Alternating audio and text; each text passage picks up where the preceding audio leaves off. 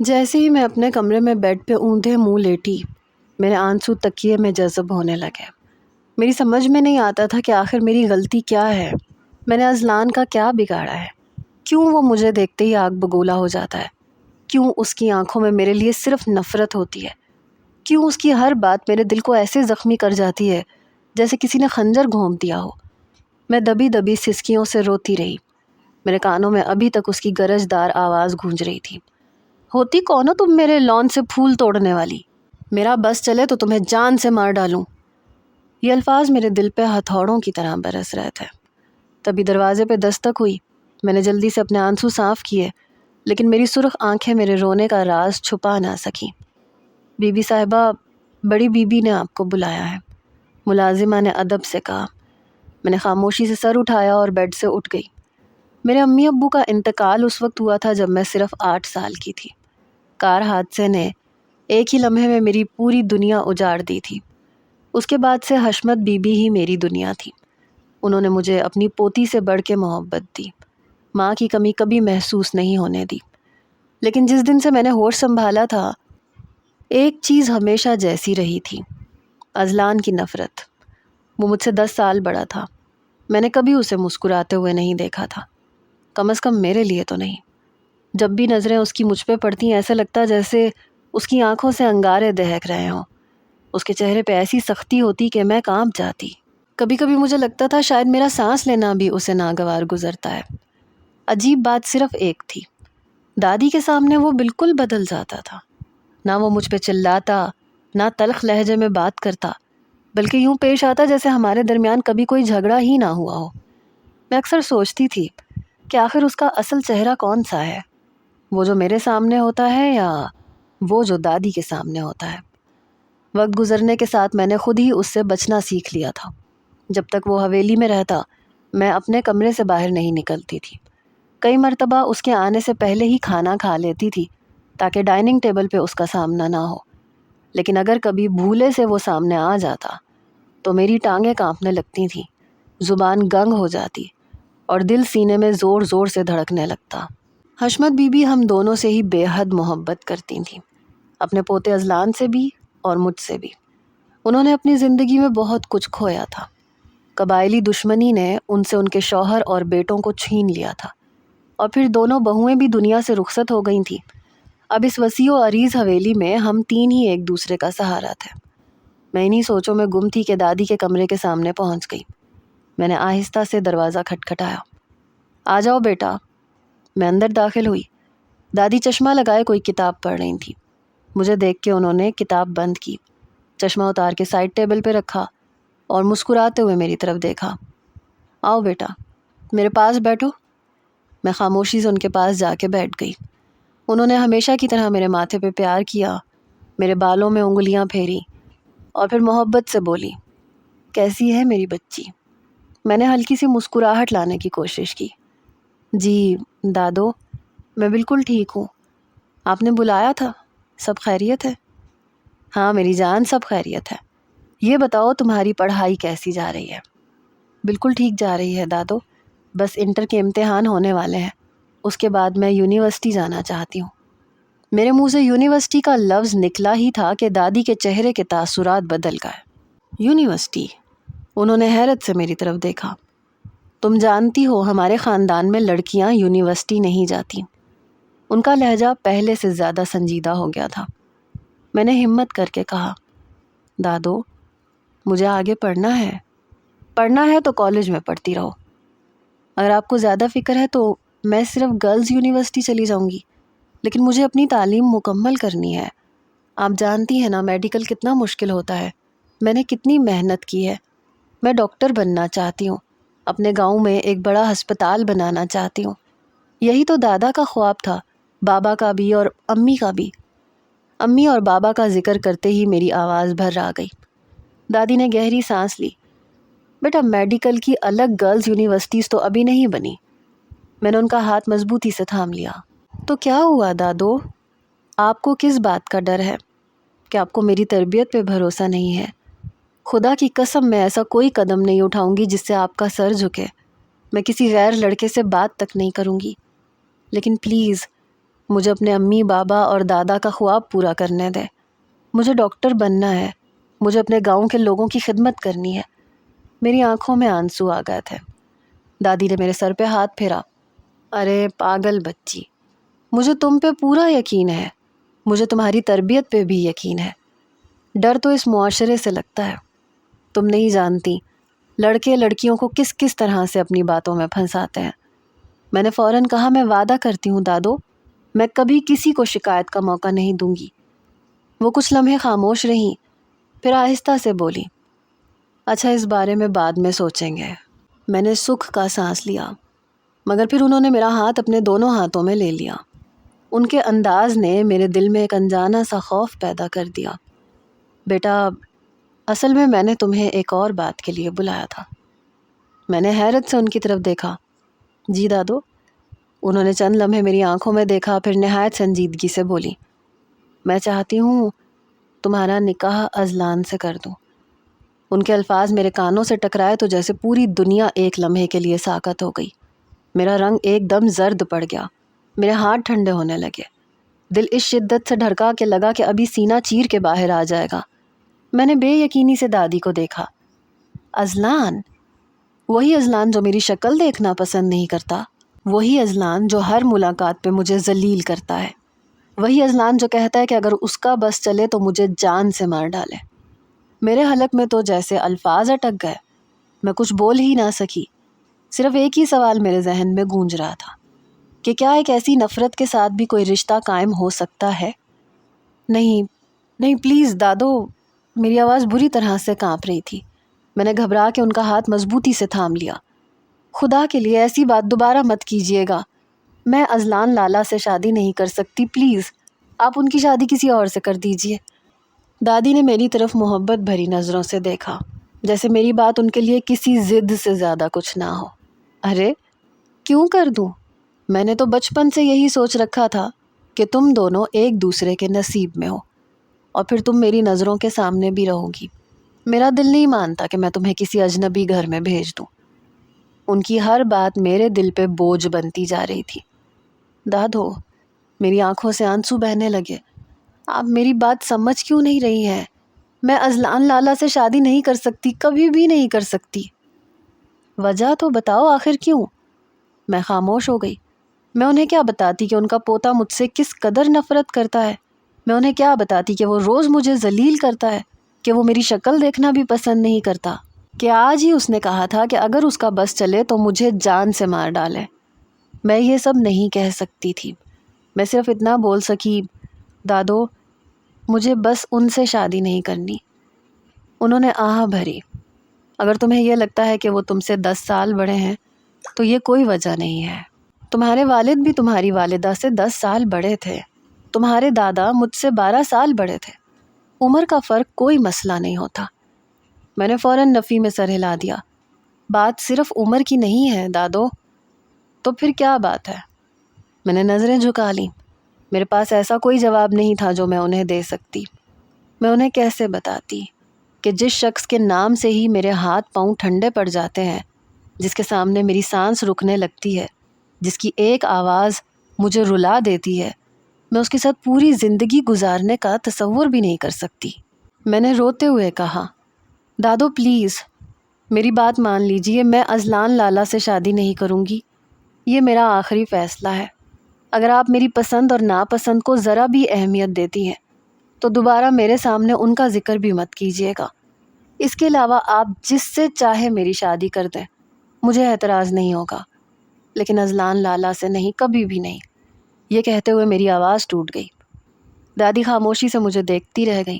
مجھے اندازہ بھی نہیں تھا کہ کمرے کے باہر کھڑا اذلان ہماری ساری گفتگو سن چکا ہے۔ میں روتی ہوئی اپنے کمرے میں واپس آ گئی۔ میرا دل بہت بے چین تھا۔ میں جانتی تھی کہ اگر اذلان کو میرے انکار کا پتہ چل گیا تو وہ پہلے سے بھی زیادہ مجھ سے نفرت کرے گا۔ لیکن میں کیا کرتی؟ کیا میں اپنی پوری زندگی ایک ایسے شخص کے ساتھ گزار دیتی جو مجھے برداشت تک نہیں کر سکتا؟ نہیں، یہ میرے بس کی بات نہیں تھی۔ رات بھر میں بے چین رہی، کبھی دعا کرتی کہ کاش دادی اپنا فیصلہ بدل دیں، کبھی سوچتی کہ شاید صبح اٹھوں تو معلوم ہو کہ یہ سب ایک خواب تھا، لیکن ایسا کچھ نہیں ہوا۔ اگلی صبح میں کالج جانے کے لیے تیار ہو رہی تھی کہ نیچے سے دادی اور اذلان کی آوازیں آنے لگی۔ میں سیڑھیوں کے قریب آ کے رک گئی۔ وہ ناشتے کی میز پہ بیٹھے تھے۔ اذلان بالکل معمول کے انداز میں زمینوں کے معاملات پہ بات کر رہا تھا۔ دادی بھی اسی موضوع پہ جواب دے رہی تھی۔ مجھے لگا کہ شاید کل والی بات وہ بھول چکے ہیں۔ تبھی اچانک اذلان نے پوچھا، فروا کہاں ہے؟ میرے قدم وہیں رک گئے۔ مجھے حیرت ہوئی، اس نے کبھی میری خیریت نہیں پوچھی تھی۔ دادی بھی شاید حیران ہوئی تھی۔ کیوں؟ تمہیں کیا کام ہے اس سے؟ ان کا لہجہ سخت ہو گیا۔ اذلان نے بالکل سنجیدگی سے کہا، کیا میں اس کے بارے میں پوچھ بھی نہیں سکتا؟ کیا وہ میری کچھ نہیں لگتی؟ میرے ہونٹوں پہ تلخ سی مسکراہٹ آ گئی۔ کتنی عجیب بات تھی۔ جو شخص میرے سامنے میرا وجود برداشت نہیں کرتا، وہ دادی کے سامنے میری فکر جتا رہا تھا۔ دادی نے جواب دیا، وہ کالج گئی ہے۔ وہ چند لمحے خاموش رہا، پھر اذلان کی دوبارہ سے آواز سنائی دی، آخر کب تک پڑھے گی وہ، اور کتنا پڑھنا چاہتی ہے؟ میرا دل زور سے دھڑکا۔ میں جانتی تھی وہ جان بوجھ کے یہ بات کر رہا ہے۔ دادی نے سکون سے کہا، ابھی تو پری میڈیکل کر رہی ہے، آگے ڈاکٹر بننا چاہتی ہے وہ۔ اذلان نے چائے کا آخری گھونٹ لیا اور نہایت بے پرواہی سے کہا، اس کی کوئی ضرورت نہیں ہے۔ میرے دل پہ جیسے کسی نے پتھر رکھ دیا۔ میں نے سیڑھی کی ریلنگ مضبوطی سے پکڑ لی۔ وہ آگے بولا، آپ جانتی ہیں ہمارے خاندان میں لڑکیاں یونیورسٹی نہیں جاتی، وہ بھی نہیں جائے گی۔ دادی نے فوراً سخت لہجے میں کہا، یہ فیصلہ کرنے والے تم کون ہوتے ہو؟ ابھی میں زندہ ہوں۔ اذلان نے مصنوعی نرمی سے جواب دیا، اللہ آپ کو لمبی عمر عطا کرے دادو، لیکن اسے کہہ دیجیے گا کہ پری میڈیکل کے امتحان کے بعد نکاح کی تیاری کرے۔ میری سانس رک گئی۔ دادی نے غصے سے کہا، اس کا کیا مطلب ہے؟ دادا سائی نے بچپن میں ہمارا رشتہ طے کیا تھا۔ میں 32 سال کا ہو چکا ہوں۔ میں اب مزید انتظار نہیں کرنا چاہتا۔ میرا دل خوف سے بھر گیا۔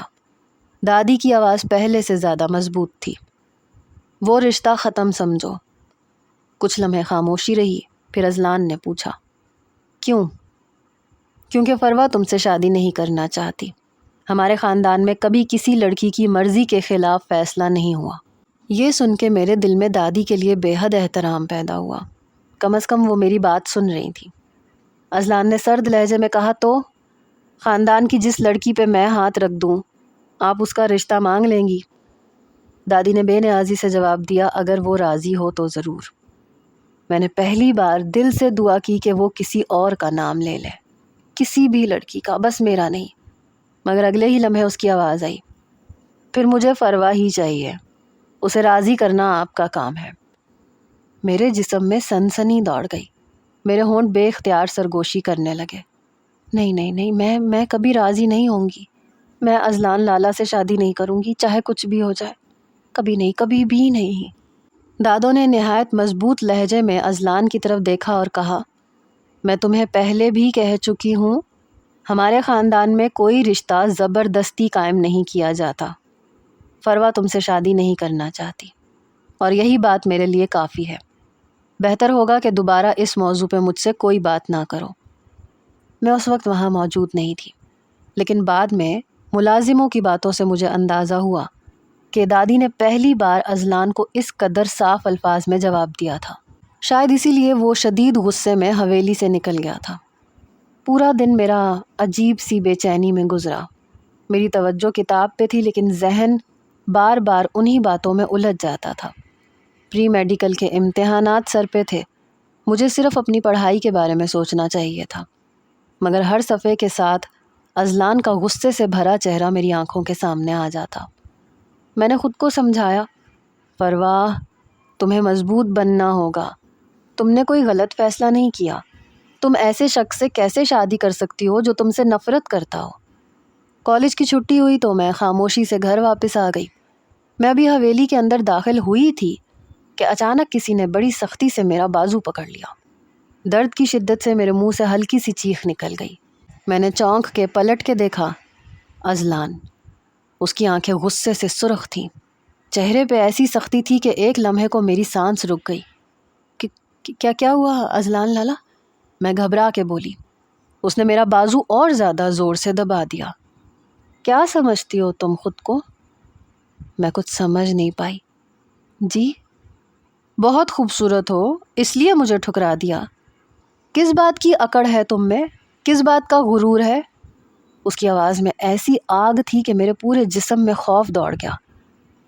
اذلان لالا میرا ہاتھ چھوڑیں پلیز، درد ہو رہا ہے۔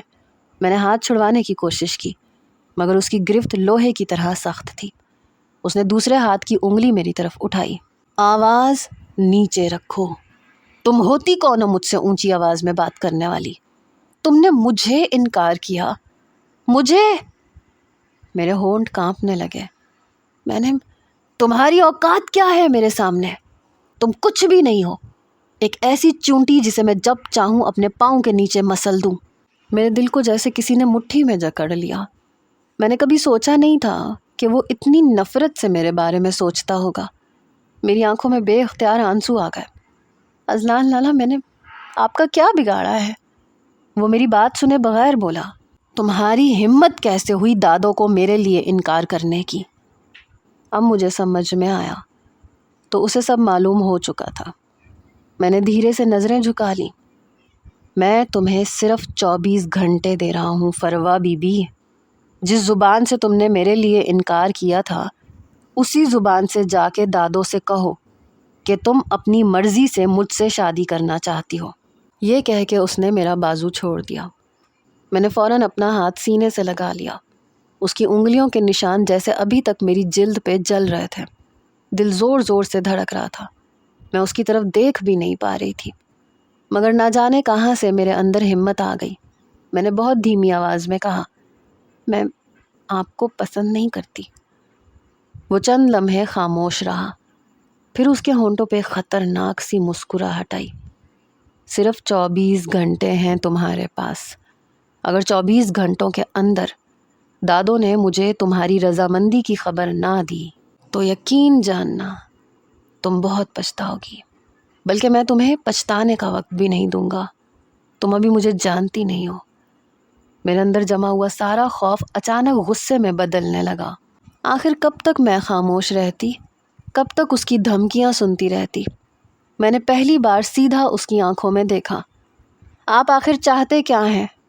میری آواز کانپ ضرور رہی تھی مگر میں بولتی چلی گئی۔ میں نے آپ کا کیا بگاڑا ہے؟ آپ مجھ سے اتنی نفرت کیوں کرتے ہیں؟ کیوں ہر وقت مجھے ذلیل کرتے ہیں؟ آخر میری غلطی کیا ہے؟ اس نے بیزاری سے میرا ہاتھ جھٹکا۔ اپنی بکواس بند کرو، میں نے جو کہا ہے بس وہی کرو۔ میں نے مضبوطی سے سر ہلایا۔ نہیں کروں گی۔ وہ میری طرف ایک قدم بڑھا۔ کیا کہا تم نے؟ اس بار میرے اندر کا خوف جیسے کہیں گم ہو گیا۔ میں مر کے بھی آپ سے شادی نہیں کروں گی، نہ آج، نہ کل، نہ کبھی۔ میرا فیصلہ آپ کے لیے کبھی نہیں بدلے گا۔ یہ کہتے ہوئے میرے دل کی دھڑکن اتنی تیز تھی کہ مجھے خود اپنی آواز سنائی نہیں دے رہی تھی۔ میں فوراً وہاں سے بھاگتی ہوئی اندر آ گئی۔ پیچھے مڑ کے دیکھنے کی بھی ہمت نہیں ہوئی۔ مجھے صرف اتنا سنائی دیا، تو تم میری نفرت کی انتہا دیکھنا چاہتی ہو؟ ٹھیک ہے فروا بی بی، اب جو کچھ میں تمہارے ساتھ کروں گا اس کے بعد تم حویلی میں کسی کو منہ دکھانے کے قابل نہیں رہو گی۔ اس کی آواز میرے قدم روکنے کے لیے کافی تھی مگر میں رکی نہیں۔ میری آنکھوں سے آنسو بہتے جا رہے تھے۔ میں سیدھی اپنے کمرے میں پہنچ گئی۔ دروازہ بند کرتے ہی میرے ہاتھ کانپنے لگے۔ میں دیوار کے ساتھ ٹیک لگا کے آہستہ آہستہ زمین پہ بیٹھ گئی۔ ابھی کچھ لمحے پہلے میں اس کے سامنے بہادری دکھا کے آئی تھی، لیکن حقیقت یہ تھی کہ اندر سے میں بری طرح سے ٹوٹ چکی تھی۔ میری ریڑھ کی ہڈی میں عجیب سی سنسناہٹ دوڑ رہی تھی۔ ہاتھ مسلسل کانپ رہے تھے۔ دل بار بار یہی کہہ رہا تھا کہ شاید مجھے دادوں کو سب کچھ بتا دینا چاہیے۔ میں انہیں بتاؤں کہ اذلان مجھے دھمکیاں دے رہا ہے، میرا بازو پکڑ کے مجھے ڈرا رہا ہے۔ مگر اگلے ہی لمحے دادوں کا کمزور چہرہ میری آنکھوں کے سامنے آ گیا۔ ناشتے کے بعد وہ ہمیشہ دوائی کھا کے کچھ دیر آرام کرتی تھیں۔ پچھلے چند مہینوں سے ان کی طبیعت پہلے جیسی نہیں رہی تھی۔ میں ان پہ مزید پریشانی نہیں ڈال سکتی تھی۔ میں نے آنسو صاف کیے اور خود سے کہا، نہیں فروا، ابھی نہیں۔ ویسے بھی اذلان تو ہمیشہ سے میرے ساتھ ایسے ہی کرتا آیا ہے، بچپن سے لے کے آج تک۔ فرق صرف اتنا تھا کہ پہلے وہ مجھے ڈانٹتا تھا اور اب کھلے عام دھمکیاں دینے لگا تھا۔ میں آج تک سمجھ نہیں سکی تھی کہ آخر وہ مجھ سے اتنی نفرت کرتا کیوں ہے۔ میں نے اس کا کیا چھینا تھا؟ میں نے اس کا کون سا نقصان کیا تھا؟ یہ سوال میں نے اپنے آپ سے نہ جانے کتنی بار پوچھا تھا، مگر جواب کبھی نہیں ملا۔ ایک بات البتہ مجھے اچھی طرح معلوم تھی کہ اذلان مجھ سے ہمیشہ عزت اور محبت سے پیش آتا، اگر وہ مجھے ہر وقت ذلیل نہ کرتا، اگر اس کی آنکھوں میں میرے لیے نفرت کے بجائے احترام ہوتا، تو شاید میں دادو کو چھوڑ کے جانے کا تصور بھی نہ کر پاتی۔ صرف انہی کے خاطر میں اس رشتے پہ غور کر لیتی، لیکن ایک ایسے شخص کے ساتھ زندگی گزارنا جو مجھے انسان ہی نہ سمجھے، یہ میرے لیے ناممکن تھا۔ میں بہت دیر تک روتی رہی، شاید آنسو بہا لینے سے دل کا بوجھ کچھ ہلکا ہو گیا تھا۔ پھر میں نے وضو کیا، شاور لیا، کپڑے بدلے اور خود کو معمول پہ لانے کی کوشش کی۔ کھانا بھی بمشکل چند نوالے کھا سکی۔ اس کے بعد میں ہمیشہ کی طرح دادو کے کمرے میں چلی گئی۔ وہ تکیے کے ساتھ ٹیک لگائے تسبیح پڑھ رہی تھی۔ مجھے دیکھ کے مسکرا دی۔ میں بھی زبردستی مسکرا کے ان کے پاس بیٹھ گئی اور اپنا سر ان کی گود میں رکھ دیا۔ انہوں نے ہمیشہ کی طرح میرے بالوں میں انگلیاں پھیرنا شروع کر دیں۔ ان کے اس ایک لمس میں ایسی شفقت تھی کہ میری آنکھیں پھر سے نم ہونے لگیں۔ میں نے بڑی مشکل سے اپنے آنسو روکے۔ میں انہیں سچ بتانا چاہتی تھی، سب کچھ بتا دینا چاہتی تھی، لیکن میں صرف خاموش رہی، کیونکہ مجھے اپنی تکلیف سے زیادہ اپنی دادو کی صحت عزیز تھی۔ میں نے اذلان کی دی ہوئی دھمکیوں کے بارے میں دادو کو کچھ بھی نہ بتایا، نہ اس کا میرا بازو پکڑنا، نہ 24 گھنٹے کی مہلت دینا، اور نہ ہی وہ خوفناک الفاظ جو جاتے جاتے وہ میرے کانوں میں چھوڑ کے گیا تھا۔ میں جانتی تھی کہ اگر دادو کو یہ سب معلوم ہو گیا تو وہ بہت پریشان ہو جائیں گی۔ ان کی طبیعت پہلے ہی اکثر خراب رہتی تھی، صبح دوائیاں، شام دوائیاں، کبھی بلڈ پریشر تو کبھی کمزوری۔ میں اپنی وجہ سے ان کی تکلیف میں مزید اضافہ نہیں کرنا چاہتی تھی، اس لیے ہر درد اپنے سینے میں دفن کر لیا۔ اگلی صبح میں حسب معمول ناشتے کی میز پہ پہنچی تو محسوس ہوا کہ دادو غیر معمولی حد تک خاموش تھی۔ ان کے چہرے پہ سنجیدگی تھی اور ماتھے پہ ہلکی سی شکنیں تھیں۔ میں سمجھ گئی کہ ضرور کوئی بات ہے۔ میں خاموشی سے ان کے سامنے بیٹھ گئی۔ انہوں نے چند لمحے مجھے دیکھا، پھر چائے کا کپ میز پہ رکھتے ہوئے بولی، فروا، میں نے ایک فیصلہ کیا ہے۔ میں نے چونک کے ان کی طرف دیکھا۔ جی دادو؟ انہوں نے گہری سانس لی۔ میں تمہارے لیے خاندان میں ہی رشتہ دیکھنے والی ہوں۔ میں چاہتی ہوں کہ اب اپنا فرض ادا کر دوں۔ ان کی بات سنتے ہی میرا دل جیسے ایک لمحے کے لیے رک گیا۔ میں نے بے یقینی سے ان کی طرف دیکھا۔ دادو، مجھے ابھی شادی نہیں کرنی۔ انہوں نے نرمی سے میری بات کاٹی۔ دیکھو بیٹا، میں اکثر بیمار رہتی ہوں۔ میری صرف ایک خواہش ہے کہ میں اپنی زندگی میں تمہارا گھر بسا دوں تاکہ میری آنکھیں مطمئن ہو جائیں۔ میں فوراً اپنی کرسی سے اٹھی اور ان کے برابر میں جا بیٹھی۔ ان کا ہاتھ اپنے دونوں ہاتھوں میں لے لیا۔ دادو، اللہ نہ کرے آپ کو کچھ ہو، آپ ایسی باتیں کیوں کرتی ہیں؟ اللہ آپ کو لمبی عمر دے گا۔ وہ مسکرائیں، مگر ان کی مسکراہٹ میں اداسی چھپی ہوئی تھی۔ عمر کا کوئی بھروسہ نہیں ہوتا بیٹا۔ میری آنکھیں نم ہونے لگیں۔ لیکن دادو، میرے خواب، میں بھی میڈیکل کرنا چاہتی ہوں، مجھے ڈاکٹر بننا ہے۔ میں نے امی، بابا اور دادا کا خواب پورا کرنا ہے۔ آپ ہی تو ہمیشہ کہتی تھیں کہ خواب کبھی نہیں چھوڑنے چاہیے۔ انہوں نے میرے ہاتھ پہ اپنا دوسرا ہاتھ رکھا۔ میں تمہارے خواب ختم نہیں کر رہی فروا۔ ہمارے خاندان میں کئی پڑھے لکھے لڑکے ہیں۔ میں رشتہ کرتے وقت صاف شرط رکھ دوں گی کہ شادی کے بعد بھی میری پوتی اپنی تعلیم جاری رکھے گی۔ میری بات کوئی نہیں ٹالے گا۔ میں نے آہستہ سے سر جھکا لیا۔ دادو، شادی کے بعد میڈیکل جیسی مشکل پڑھائی جاری رکھنا آسان نہیں ہوتا۔ گھر کی ذمہ داریاں بھی ہوں گی۔ میں اپنے خواب ادھورے نہیں چھوڑنا چاہتی۔ دادو نے اس بار کچھ سخت لہجے میں کہا۔ میری بھی مجبوری سمجھو بیٹا۔ اگر میں تم سے یہ بات کہہ رہی ہوں تو کسی وجہ سے کہہ رہی ہوں۔ مجھے انکار کر کے مشکل میں مت ڈالو۔ ان کے لہجے میں ایسی بے بسی تھی کہ میں خاموش ہو گئی۔ نہ جانے کیوں مجھے محسوس ہوا کہ شاید اذلان نے پھر سے کوئی بات کی ہے۔ شاید اس کی اور دادو کی دوبارہ بحث ہوئی ہے۔ شاید وہ کسی دباؤ میں ہے۔ میں نے مزید کچھ نہیں کہا، صرف خاموشی سے ان کے ہاتھ دباتی رہی۔ چند ہی دنوں میں پورے خاندان میں یہ خبر پھیل گئی کہ حشمت بی بی اپنی پوتی فروا کے لیے خاندان کے کسی تعلیم یافتہ لڑکے کا رشتہ تلاش کر رہی ہیں۔ میں ان باتوں سے دور رہنے کی کوشش کرتی رہی۔ میری دنیا اس وقت صرف کتابیں، نوٹس اور آنے والے امتحانات تھے، مگر شاید قسمت میرے لیے کچھ اور ہی لکھ چکی تھی۔ ایک دوپہر میں اپنے کمرے میں بیٹھی پڑھ رہی تھی کہ ملازمہ خوشی خوشی آئی اور بولی، بی بی صاحبہ مبارک ہو۔ میں نے حیرت سے اس کی طرف دیکھا۔ کس بات کی مبارک؟ وہ مسکرا کے بولی، آپ کا رشتہ طے ہو گیا ہے۔ میرے ہاتھ سے قلم گر گیا کہ کیا؟ جی، حامد گیلانی صاحب کے ساتھ، بڑے پڑھے لکھے ہیں، اپنا بزنس بھی ہے، بڑی بی بی نے رشتہ قبول کر لیا ہے۔ میں کچھ لمحے خاموش بیٹھی رہی۔ دل میں عجیب سی کیفیت تھی، نہ خوشی تھی نہ غم، بس ایک سکون ضرور تھا کہ کم از کم یہ رشتہ اذلان کے ساتھ نہیں تھا۔ میں نے آنکھیں بند کر کے ایک گہری سانس لی۔ شاید یہی میری قسمت تھی، شاید دادوں نے میرے لیے یہی بہتر سمجھا تھا۔ اسی شام حویلی میں اچانک اذلان کی بلند آواز گونجی۔ میں اپنے کمرے سے باہر نکلی تو دیکھا وہ ڈرائنگ روم میں کھڑا دادوں سے بات کر رہا تھا۔ میں سیڑھیوں کے پاس رک گئی تاکہ ان کی گفتگو سن سکوں۔ اذلان کا چہرہ غصے سے سرخ تھا۔ دادو، آپ نے کس سے پوچھ کے فروا کا رشتہ طے کیا ہے؟ اس کی آواز میں شدید غصہ تھا۔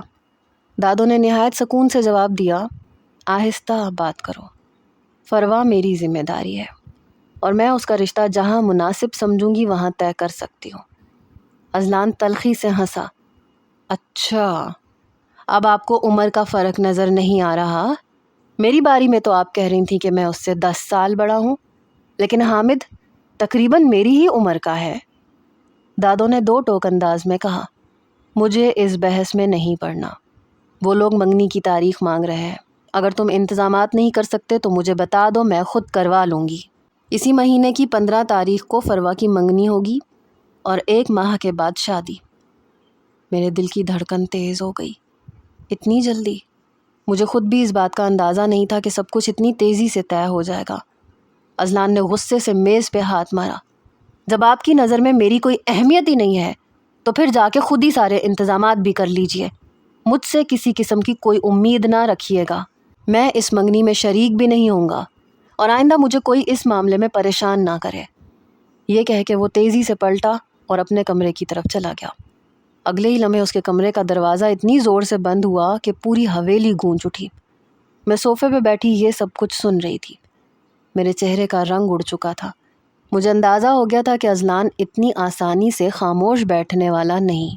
اس کی آنکھوں میں جو آگ میں نے دیکھی تھی وہ کسی طوفان کا پیش خیمہ لگ رہی تھی۔ ایک عجیب سا خوف میرے دل میں گھر کرتا جا رہا تھا۔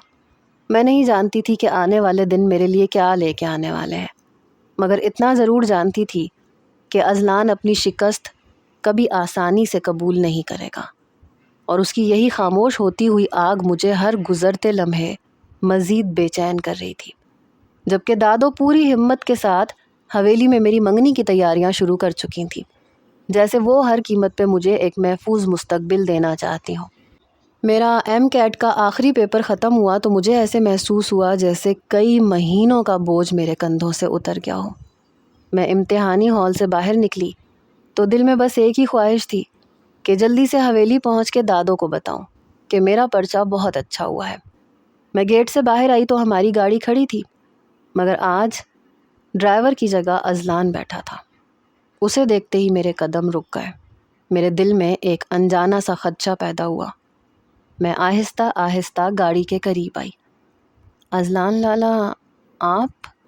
اس نے میری طرف دیکھے بغیر کہا، جلدی بیٹھو، دادو کی طبیعت اچانک خراب ہو گئی ہے، انہیں شہر کے ہسپتال لے جایا گیا ہے۔ یہ سنتے ہی میرے ہاتھوں سے بیگ تقریباً چھوٹ گیا۔ کیا؟ دادو کو کیا ہوا؟ ہسپتال پہنچ کے خود دیکھ لینا، وقت ضائع مت کرو۔ میرے پاس سوچنے کا وقت نہیں تھا۔ آنکھوں میں آنسو بھر آئے اور میں فوراً اگلی سیٹ پہ بیٹھ گئی۔ میرا دل مسلسل دعائیں مانگ رہا تھا، یا اللہ میری دادو کو اپنی حفاظت میں رکھنا۔ گاڑی تیزی سے سڑک پہ دوڑ رہی تھی۔ ابتدا میں میری پوری توجہ دادو کی فکر میں تھی، مگر کچھ ہی دیر بعد مجھے احساس ہوا کہ یہ راستہ ہسپتال کی طرف نہیں جا رہا۔ میں نے کھڑکی سے باہر دیکھا، یہ سڑک تو سنسان تھی۔ میرا دل زور سے دھڑکا۔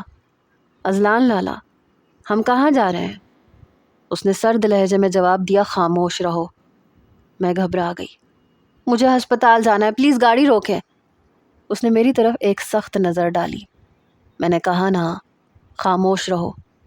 میں نے فوراً دروازہ کھولنے کی کوشش کی مگر لاک لگا ہوا تھا۔ میرے ہاتھ کانپنے لگے۔ براہ کرم مجھے جانے دیں۔ اگر دادو واقعی بیمار ہیں تو مجھے ان کے پاس لے چلیں۔ اس نے کوئی جواب نہیں دیا۔ گاڑی مسلسل آگے بڑھتی رہی۔ میرے دل میں خوف بڑھتا جا رہا تھا۔ آخر کار گاڑی ایک بڑے سے گھر کے سامنے جا کے رکی۔ میں نے جیسے ہی دروازہ کھلا محسوس کیا، فوراً باہر نکل کے گیٹ کی طرف بھاگی، مگر گیٹ بند تھا۔ میں نے بے بسی سے آواز دی، کوئی ہے؟ پلیز دروازہ کھولیں، مجھے واپس جانا ہے۔ پیچھے سے تیز قدموں کی آواز آئی۔ اذلان میرے قریب آ کے رک گیا۔ فروہ، بھاگنے کی کوشش مت کرو۔ میں نے خوفزدہ نظروں سے اس کی طرف دیکھا۔ آپ یہ سب کیوں کر رہے ہیں؟ میں نے آپ کا کیا بگاڑا ہے؟ اس کے چہرے پہ سختی تھی۔ میرے ساتھ اندر آؤ۔ نہیں، مجھے واپس حویلی جانا ہے، دادو میرا انتظار کر رہی ہوں گی۔ اس نے گہری سانس لی، جیسے اپنے غصے پہ قابو پا رہا ہو۔ تمہیں صرف ایک بات سمجھنی ہوگی۔ میں خاموشی سے اسے دیکھتی رہی۔ میں تمہیں کسی اور کے ساتھ اپنی زندگی گزارتے ہوئے نہیں دیکھ سکتا۔ اگر تم شرافت سے مان جاتی تو مجھے یہ سب کرنا ہی نہیں پڑتا۔ کہا تھا نا تم سے۔ میں حیرت سے اس کی طرف دیکھتی رہ گئی۔ لیکن آپ تو مجھ سے نفرت کرتے ہیں۔ اس نے نظریں پھیر لیں۔ چند لمحوں کی خاموشی کے بعد بولا، ہاں کرتا ہوں، اور ساری زندگی کرنا چاہتا ہوں۔ میرے آنسو رکنے کا نام نہیں لے رہے تھے۔ اذلان، میری منگنی ہو چکی ہے، مجھے اس سب میں مت گھسیٹیں، مجھے جانے دیں۔ وہ خاموش رہا۔ میں نے پھر التجا کی، خدا کے لیے، دادو بہت پریشان ہو رہی ہوں گی۔ اس نے صرف اتنا کہا، آج تم واپس تب جاؤ گی جب مجھ سے نکاح کرو گی۔ میرا دل بے اختیار دھڑکنے لگا۔ میں نے ایک قدم پیچھے ہٹتے ہوئے کہا، میری مرضی کے بغیر آپ مجھ سے نکاح نہیں کر سکتے۔ وہ میری ہی طرف دیکھ رہا تھا، مگر اس بار اس نے میری کلائی نہیں پکڑی۔ میں نے اپنی ہمت جمع کی۔ اگر آپ کو واقعی کسی بات کا دکھ ہے، اگر آپ کو مجھ سے کوئی شکایت ہے تو مجھ سے بات کیجیے، مگر مجھے ڈرا کے، جھوٹ بول کے یا میری مرضی کے خلاف کچھ بھی کروا کے آپ کبھی میری عزت یا اعتماد حاصل نہیں کر سکتے۔ تمہارے پاس صرف 10 منٹ ہے۔ ان 10 منٹ میں تم اچھے طریقے سے سوچ لو کہ تمہیں کیا کرنا ہے۔ مجھ سے نکاح کرو گی تو واپس چلی جاؤ گی، اور اگر نکاح نہیں کرو گی تو یہی رہو گی، اسی کمرے میں۔ سوچو، اگر تم حویلی وقت پہ نہ پہنچی تو بدنامی کے بعد تو تمہیں تمہارا منگیتر کبھی نہیں اپنائے گا۔ میں صرف 15 منٹ تک تمہارے جواب کا انتظار کروں گا، پھر یہاں سے چلا جاؤں گا۔ اس کے بعد جو ہوگا اس کی ذمہ دار تم خود ہوگی۔ میں روئے جا رہی تھی، اور پھر مجبوراً میں نے نکاح کے لیے حامی بھر لی۔ کچھ ہی دیر میں مولانا صاحب اور اذلان کے چند دوست آئے۔ ہمارا نکاح ہو گیا، اور نکاح کے بعد سب جا چکے تھے۔ اذلان کمرے میں آیا تو میں فوراً کھڑی ہو گئی، لیکن کمرے میں آتے ہی اس نے دروازہ بند کر کے کنڈی لگا دی۔ یہ آپ کیا کر رہے ہیں؟ آپ نے دروازہ کیوں بند کیا ہے؟ آپ نے کہا تھا نا کہ میں نکاح کر لوں گی تو آپ مجھے حویلی لے جائیں گے۔ میں بری طرح سے گھبرا گئی تھی۔ حویلی تم جاؤ گی، ضرور جاؤ گی، لیکن ایسے نہیں جاؤ گی، کیونکہ میں تم پہ اعتبار نہیں کر سکتا۔ کیا خبر حویلی جا کے تم دادو سے کہہ دو کہ میں نے تمہارے ساتھ زبردستی نکاح کیا ہے۔ تمہارا منہ بند کروانا بہت ضروری ہے۔ یہ کہتے ہوئے وہ اپنی شرٹ کے بٹن کھول رہا تھا۔ نہیں، آپ میرے ساتھ ایسا کچھ نہیں کریں گے۔ نکاح کیا ہے تم سے، تمہارا جائز شوہر ہوں میں تمہارے ساتھ سب کچھ کروں گا۔ واپس جانا ہے نا تم نے؟ دیکھو، وقت ضائع مت کرو۔ جو کچھ تمہاری ماں نے میری ماں کے ساتھ کیا تھا، اس کے سامنے تو یہ کچھ بھی نہیں ہے جو میں تمہارے ساتھ کر رہا ہوں۔ تم اس کی حقدار ہو۔ اور میں حیرت سے اس کی شکل دیکھ رہی تھی۔ کیا کیا تھا میری ماں نے اس کے ساتھ، جس کا خمیازہ مجھے اس صورت میں بھگتنا پڑ رہا ہے؟ کیا کیا تھا میری ماں نے آپ کے ساتھ؟ میں کئی قدم پیچھے ہٹی تھی۔ سویٹ ہارٹ، بور مت کرو۔ عمر پڑی ہے یہ بتانے کے لیے کہ تمہاری ماں نے میری ماں کے ساتھ کیا کیا تھا۔ فی الحال وقت کم ہے، 1 گھنٹہ باقی ہے۔ 1 گھنٹے کے اندر تمہیں حویلی جانا ہے۔ یہ کہتے ہوئے وہ میرے قریب آ چکا تھا۔ خدا کے لیے مجھ پہ رحم کریں، میرے ساتھ کچھ مت کریں، میں خود سے نظریں بھی نہیں ملا سکوں گی۔ اس نے میرا بازو پکڑا اور مجھے کھینچ کے بیڈ پہ پھینکا، پھر خود بھی بیڈ پہ لیٹ گیا۔ وہ مجھ پہ حاوی ہو چکا تھا۔ خدا کے لیے اذلان لالا، مگر میری سسکیوں کا وہ گلا گھونٹ چکا تھا۔ میرے ہونٹوں کو اپنی دسترس میں لے کے میں اپنا آپ اس سے چھڑوانے لگی، اسے روکنے کی کوشش کرنے لگی، اس سے پہلے کہ وہ ساری حدیں پار کرتا۔ اگر آپ نے میرے ساتھ کچھ بھی غلط کیا تو میں اپنی جان دے دوں گی۔ تبھی وہ مجھ سے کچھ قدم پیچھے ہٹا، بہت بدحواس سا تھا۔ جلدی سے بیڈ سے اٹھ کے کھڑا ہوا، کمرے سے باہر نکل گیا۔ میں نے اپنے بکھرے بالوں کو سمیٹا، روتے ہوئے اپنا چہرہ دھویا اور باہر آ گئی۔ یہ مت سمجھنا کہ میں تمہیں بخش دوں گا۔ اس کا سانس بری طرح سے پھول رہا تھا۔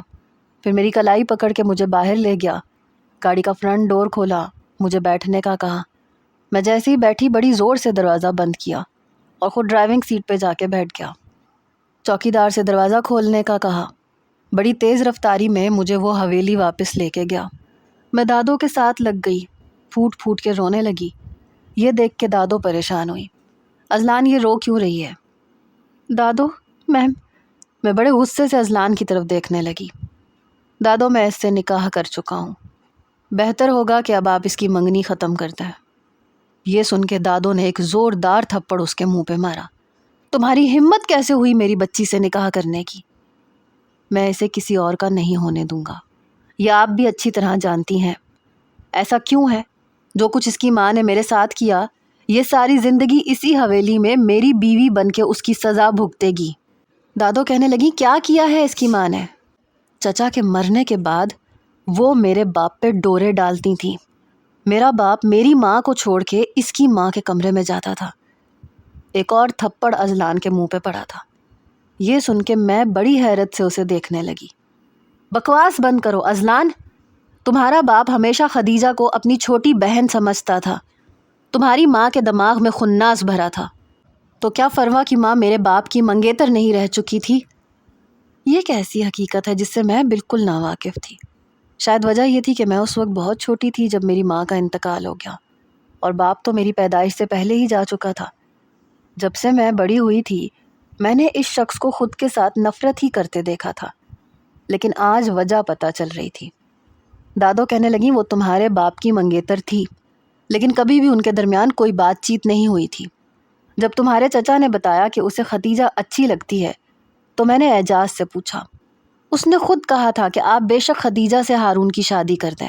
یہ صرف ایک معمولی سی بات تھی، لیکن تمہاری ماں کو جب سے یہ پتہ چلا، اسے پتہ نہیں کس بات کا شک تھا۔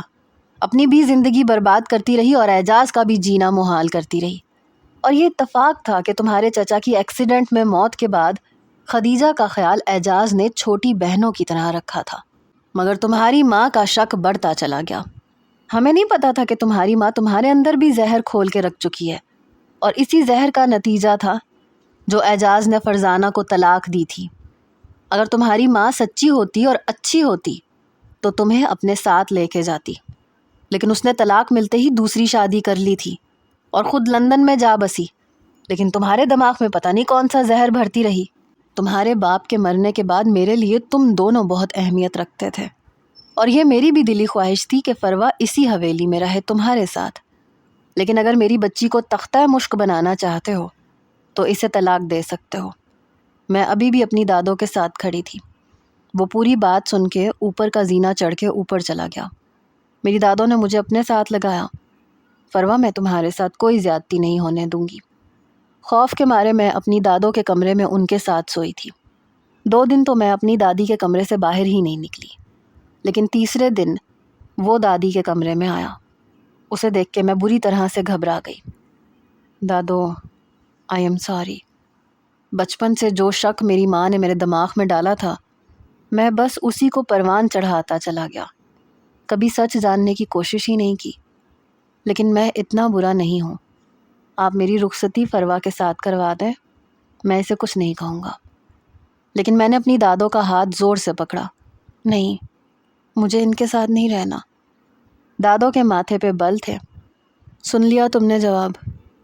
فروا، میں کہہ رہا ہوں نا، میں تمہیں کچھ نہیں کہوں گا، لیکن میں نفی میں سر ہلانے لگی۔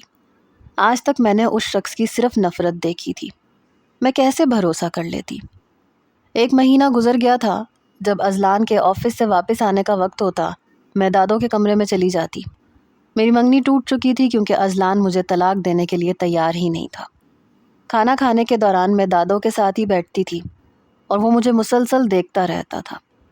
بار بار دادوں سے کہتا تھا کہ اپنی پوتی کو سمجھائیں، میں اسے کچھ نہیں کہوں گا، اپنی ضد چھوڑ دے، لیکن میں دادوں کی بھی کوئی بات نہیں سنتی تھی، جبکہ وہ بھی مجھے سمجھانا چاہتی تھیں کہ وہ کچھ نہیں کہے گا تمہیں۔ ایک بار مجھے بہت پیاس لگ رہی تھی، میں اٹھی تو دیکھا جگ خالی تھا، حالانکہ میں روز رات کو جگ بھر کے رکھتی تھی۔ میں کمرے سے باہر آئی، کچن میں گئی، لیکن جیسے ہی فریج کھولا کسی نے میرے منہ پہ ہاتھ رکھا۔ میری تو گویا جان نکلی۔ دوسرا ہاتھ اس کا میرے پیٹ پہ تھا، اپنی کمر کے ساتھ مجھے چپکا چکا تھا۔ میرے کان کے قریب ہو کے کہنے لگا، ایک ہی گھر میں رہتے ہوئے تم مجھ سے کب تک بچ سکتی ہو فروا؟ اپنے کان میں اذلان کی آواز سن کے میرے ہوش اڑے تھے۔ میں اس کی گرفت میں کسمسانے لگی۔ وہ مجھے کچن سے باہر لا کے میرے کمرے میں مجھے لے گیا، کیونکہ اس کا کمرہ اوپر تھا۔ جیسے اس نے کمرہ بند کیا، مجھے بھی چھوڑ دیا۔ میرے ساتھ زبردستی کریں گے تو میں نے بات مکمل نہیں کی تھی، تو تم مر جاؤ گی، یہی کہنا چاہتی ہو نا؟ فرما، میں نے ابھی تک تمہارے ساتھ کچھ بھی اچھا نہیں کیا۔ میں تم سے بہت نفرت کرنا چاہتا تھا، لیکن کر نہیں پاتا تھا۔ جب مجھے تم سے نفرت نہیں ہوتی تھی تو مجھے تم پہ غصہ آتا تھا۔ میں تم سے لڑتا تھا، جھگڑتا تھا، تمہیں دھمکیاں دیتا تھا، لیکن تمہارا معصوم اور ڈرا سہما چہرہ مجھے رات کو چین نہیں لینے دیتا تھا۔ اور پھر میری ماں نے جو زہر میرے کانوں میں بھرا تھا، تم میری جگہ ہوتی تو تم بھی یہی کرتی۔ انہوں نے مجھے دادوں کے، بابا کے اور چچی کے اتنا خلاف کر دیا کہ میں نے کبھی سچ جاننے کی کوشش ہی نہیں کی۔ لیکن یہ بھی سچ ہے کہ مجھے تم سے نفرت نہیں ہو سکی۔ جب مجھے پتا چلا کہ تمہاری منگنی کسی اور سے ہوگی تو مجھے چین نہیں آتا تھا۔ سچ پوچھو تو میں اندر سے ڈر گیا تھا۔ پہلی بار پتا چلا کہ تمہارے بغیر نہیں رہ سکتا، اس لیے جو سمجھ میں آیا وہ کر لیا۔ پھر اس نے میرے سامنے دونوں ہاتھ جوڑ دیے۔ معاف کر دو مجھے، میں قسم کھا کے کہتا ہوں تمہارے ساتھ کبھی کوئی زیادتی نہیں کروں گا۔ تمہارے ساتھ زیادتی کرنی ہوتی تو اسی وقت کر لیتا جب تم سے نکاح کیا تھا، لیکن جب تم نے یہ کہا کہ تم مر جاؤ گی تو پتہ نہیں مجھے کیا ہوا۔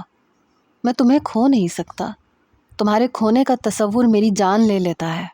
یہ ساری باتیں میں تم سے اس وقت کہہ سکتا تھا اگر تم رخصتی کے لیے تیار ہو جاتی، لیکن یہ باتیں مجھے تم سے یوں زبردستی کہنی پڑ رہی ہیں کیونکہ تم میری کوئی بات سننے کو تیار ہی نہیں تھی۔ بس یہی کہنا تھا تم سے۔ اگر دل صاف ہو جائے تو مجھے بتا دینا تاکہ میں تمہیں رخصت کروا کے اپنے کمرے میں لے آؤں۔ اب تم چاہو تو جا سکتی ہو۔ میں واپس دادوں کے کمرے میں آ کے لیٹ گئی۔ کیا مجھے سچ میں اذلان کو موقع دینا چاہیے؟ کافی دیر میں یہی سوچتی رہی۔ پھر صبح دادوں سے میں نے یہی سوال کیا۔ وہ کہنے لگیں کہ ایک بار اسے موقع دے کے دیکھ لو۔ میں نے دادوں کی بات مان لی، اور یہ سچ بھی ہے، کبھی کبھی کسی کو ایک چانس دے دینا ہماری زندگی کو واقعی بدل دیتا ہے۔ اذلان نے مجھے کوئی تکلیف نہیں دی۔ کیا آپ نے کبھی کسی کو ایسا چانس دیا ہے؟ کمنٹس میں ضرور بتائیے گا۔